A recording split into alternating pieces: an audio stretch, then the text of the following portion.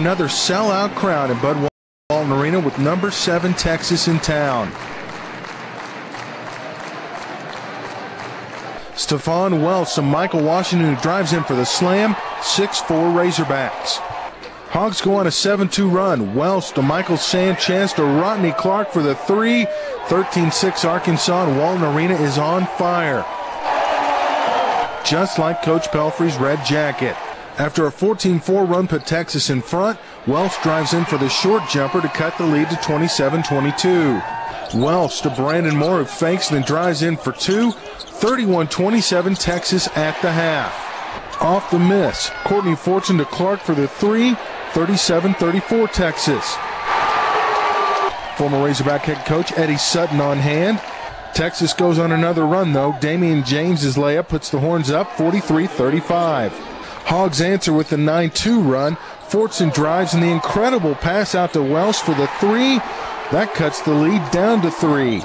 Then Marcus Brent to Washington for the layup, and the Texas lead is just 1. The Horns work it around to James for the short jumper to up the lead back to 6.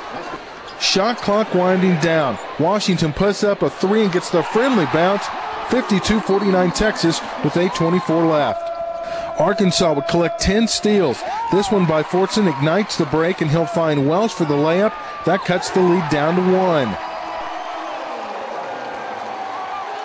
Fortson fakes the shot, then dishes to Marcus Monk, who feeds Washington for the slam and the foul. 3-point play puts Arkansas up 54-52 with 5:29 left. Fortson drives in and gets fouled. The left-handed shot banks in. Another 3-point play. He had 13. 57-52 Razorbacks.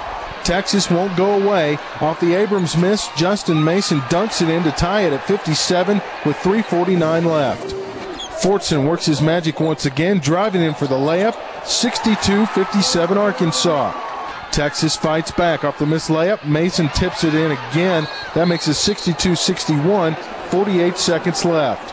Arkansas with the ball and needing to score. Fortson drives, pulls out, gives to Washington, fakes the shot, drives in for the slam, and he's fouled. 3-point play puts Arkansas up 4 with 22 seconds left.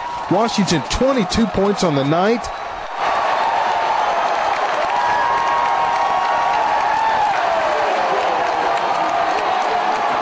Texas trying to hit a quick 3, but the shots won't fall. Eventually, Fortson gets the rebound, and that will do it. The Razorbacks upset their second top 10 opponent in a week, beating number 7 Texas 67-61.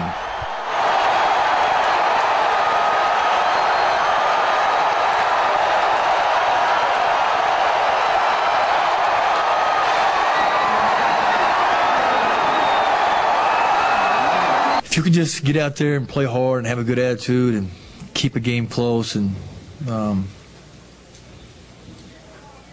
some magical things can happen for you.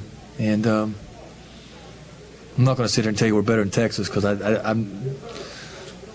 I don't know if I believe that. But we didn't have to be tonight just to win the basketball game. But somebody, I think it was Bob, maybe asked me earlier in the week, what my understanding of the rivalry was. And I said, well, obviously my frame of reference comes from Coach Sutton and Sean, and hearing the stories and getting a feel for it through that way. Certainly, I grew up in an environment where there's a few rivalries, and it's just really, really heavily competed basketball games. And for us to be a part of this game, and for our guys to be able to, at the end of the basketball game, just to have the courage and the heart to go at them and try to go toe-to-toe and try to compete, and whether we made the baskets or made the stops or not, I'm just very, very proud of how they competed. They didn't back down. In this building, good things are liable to happen to you. And I thought the Razorback Nation was phenomenal. We don't win today without them, and certainly can't get through the first half and into the basketball game with that last play Mike had and how loud it got. It was just, as a coach, sometimes you don't really notice that stuff. That's pretty hard to miss. Our hat go off to Texas. They're a very, very good basketball team. They were playing without one of their more skilled forwards and kind of actually, you know, they're definitely a Final Four caliber team, and you know, we're just happy to get this win. You know, I said, you know, this weekend that, you know, when the team is riding confidence and everybody know their role, you know, they could be very dangerous, and I think, you know, we're finally starting to scratch the surface of our potential, how good we can be. I came out to, you know, my adrenaline was too high. Obviously, you know, a lot of players would have let that first half, you know, mess up their ball playing, but you know, I just threw it back and played the second half like, you know, I didn't remember the first half.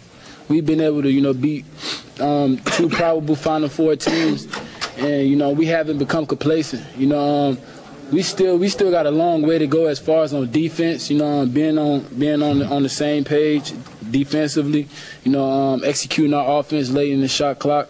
You know, we still got a long way to go. So we're not gonna get complacent. You know, non-conference is over now. We're starting a brand new season. Our record is now 0-0. You know, and we going in there with that mindset.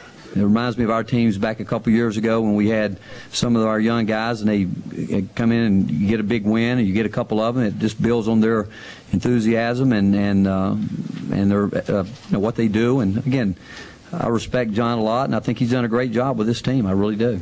But the thing we had to do, you know, we talked about the better our defense, the better our rebounding, the more chance we'll have a fast break. And you know, those were big shots that Steph and Rott hit. You know, we kind of got out there and they got shook loose, and offensive rebounding. Court found him once. You know, there was a break down there in front of our bench coming out of side out of bounds, and he threw it to Mike, ran, chased it, got it back in. I thought those guys played smart at times there. But, you know, bottom line is our defense, we were able to limit arguably the best score in the country. And that's probably not going to happen every night. I mean, they played really good competition. He's been getting 29, so we understand also that he had a tough night. So a huge win for the Razorbacks, now 12-1 on the year. They'll start conference play Saturday when they host Mississippi State here at Bud Walton Arena, 7 o'clock. As far as the 2 wins over top 10 teams, well, last time that happened was 2006 season when Arkansas beat number 10 Florida and number 10 Tennessee. At Walton Arena, I'm Blair Cartwright for ArkansasRazorbacks.com.